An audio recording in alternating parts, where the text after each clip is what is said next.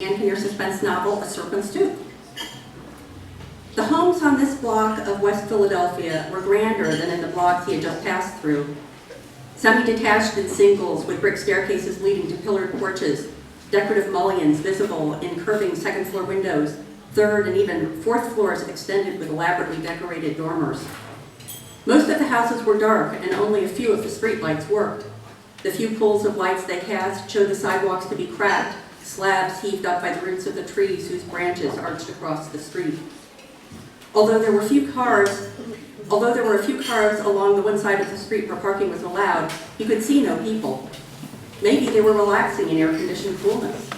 Or maybe they were hunkered down behind locked doors and drawn curtains, blockaded against the threats posed by a formerly genteel neighborhood slipping into disrepute, or a formerly disreputable neighborhood striving for gentility. Del rolled slowly down the street, trying to determine which of the houses the Miata had parked behind. Then a figure appeared from around the corner.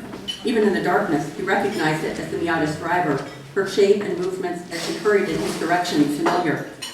She was staying in the street, no doubt to avoid the hazards of the broken sidewalk. Why hadn't she gone from her car to the back door of the house? He snapped off his headlights and pulled into a parking space under one of the non-functioning streetlights.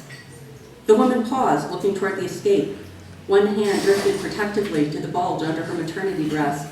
The other tightened its grip on the strap of the straw purse slung over her shoulder. He was tempted to slump down in the seat, but a car that stopped but then didn't disgorge a passenger would be suspicious. Reaching up to switch off the dome light, he climbed out of the escape, his heart hammering. Remembering at the last second not to hit the lock button on the key fob, she would surely recognize the chirp. He turned and ambled off in the opposite direction. He had another moment of panic as he approached the pool of light cast by one of the streetlights, bracketing the darkness that engulfed the car. However, before he reached it, he saw a walkway that led from the sidewalk to a grocer's alley that passed the ground level between two attached houses. He turned onto the walk, grateful that the tunnel wasn't blocked by a security gate, and stepped into the passageway. He listened for approaching footsteps. Instead, he heard what sounded like the squeak of rusty hinges. He risked a glance out of the tunnel's entrance. She had stepped through a low metal gate that separated the sidewalk from the tiny front garden of one of the darkened houses. She climbed the stairs to the porch, then got her phone out of her purse. She glanced at it, then crossed her arms and turned her gaze back to the deserted street. A minute later, she checked the phone again. Del checked his own phone, 7:58. Was she waiting until the top of the hour for something? She had taken a somewhat indirect route to Large Street. Had she been killing time?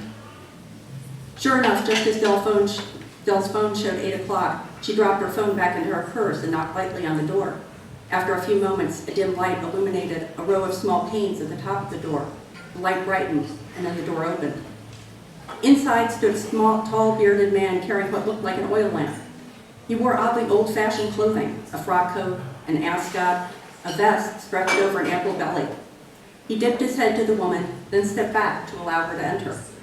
She cast one quick glance toward where Del stood in the darkness of the tunnel, then disappeared into the house. The man closed the door behind her, and the light in the door's panes gradually dimmed until the house was once again dark. It looked no more inhabited than most of the other houses on the block. Del hurried back to the escape. He got in and drummed his fingers on the steering wheel, pondering what he had seen. The man who had answered the door was older than Del would have expected, which could be a good thing or a bad thing. But why in the world was he dressed in what looked like Victorian clothes? Del briefly entertained an image of himself going to the house, banging on the door, demanding an explanation. But no, despite every impulse to the contrary, he had held his tongue this long. He'd wait a little longer and see how this played out. He could hear a dog barking a few streets away and could see cars passing periodically on the cross street. But Large Street remained as quiet as it had been when he arrived. No one emerged from the darkened houses. No intrepid dog walkers braved the broken sidewalks. An hour passed. Del had almost decided to check the parking area behind the house when two people appeared around the same corner from which the woman had appeared. When they passed under one of the streetlights, Del concealed a well-dressed couple in their late 20s. He heard the woman say something to the man, her tone urgent. The man picked up his pace. They stepped through the creaking metal gate and hurried up the steps. At their knock, a dim light once again illuminated the door's glass panes. The same man opened the door. He tilted them a small bow, stepped back from the door, and ushered them in. After a moment, the light faded out. Del checked the time, 9:04. This was the first night Del had followed the Miata, but not the first night its driver had surprised him in an evening outing. He had almost expected her to lead him to an apartment or home in some comfortable Philadelphia suburb, or even to a hotel. That would have been awful, but comprehensible. Although he had to admit, less comprehensible now than it might have been 9 months earlier. But this, he couldn't imagine what was going on. He got out of the Escape and started down the street. He would check the alley to see if the Miata was still there. He had almost reached the corner when a personalized ringtone chimed into the deserted street. His heart hammering, he pulled his phone out of his pocket. "Rowan?" he asked, struggling to keep his voice steady. He heard her familiar laugh, along with background noise that suggested that she was in a car with the windows down. "Did I catch you by surprise?" He glanced toward the door, through which he had disappeared an hour earlier, and managed a weak laugh in return. "Sort of. I'm on my way home from Aunt Nola's, and I'm going to stop at Wegmans. I got a craving for some fudge ripple ice cream. At least it's a normal craving to have, right? Not like the cheesesteak craving. Want me to pick anything up for you?" "Not that I can think of, but thanks." After a moment, he added, "If you want chocolate sprinkles with the ice cream, I think we're out." She laughed again. "Ah, Del, how well you know me. Thanks for the heads up."